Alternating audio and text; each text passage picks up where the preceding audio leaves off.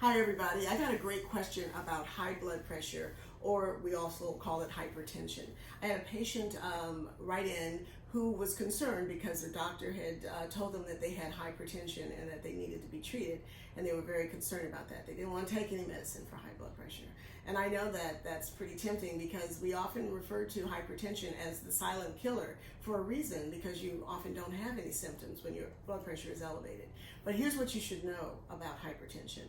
Even though you don't have symptoms per se, your body is still operating under a pressure system in your blood vessels that's too high. You know, we're designed to operate with a blood pressure of about 120 over 80, or even a little lower than that. And so when you have blood pressures of 150 over 90, 180 over 100, that's just too high. Now, are you going to keel over right then? No. Your body's going to try and adjust and accommodate that. But it's doing damage to your blood vessels. And over time, over years, that's when we start seeing the outcome, the results of untreated, sustained hypertension.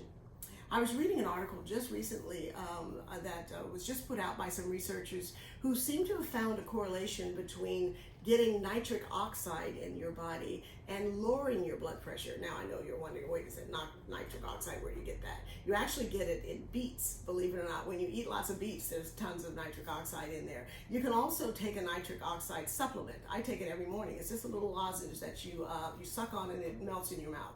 But there are ways to get it. Now, I'm not saying that everybody needs to go out and get nitric oxide, but it's just interesting that they're finding some supplements that can be very helpful with hypertension. And the reason with nitric oxide is because we know it is a vasodilator. It dilates blood vessels. And so if your blood pressure is really high and the blood vessel is tight, the nitric oxide may relax those blood vessels, and so therefore your blood pressure comes down. So it's an interesting thing to look at. You should talk with your doctor about it as a way of potentially lowering your blood pressure. But in the meantime, if you've been prescribed medication, you should absolutely take it. But make sure you talk with your doctor about other non-pharmacologic agents that can be used, or lifestyle changes that can be used to help lower your blood pressure. You may need to start exercising, lose a few pounds. It may be that you need to reduce the amount of salt in your diet.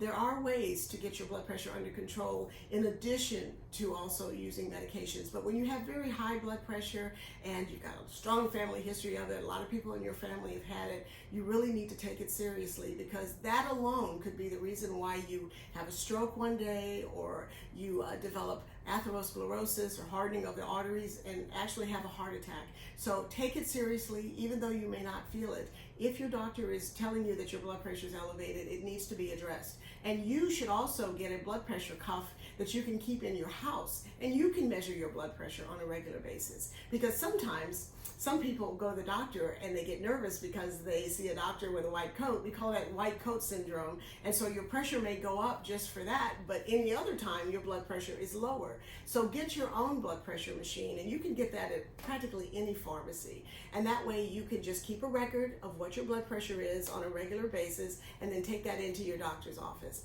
We want you well. I don't want anything bad to happen to you. So take it seriously. Take control, look at your lifestyle, and talk to your doctor.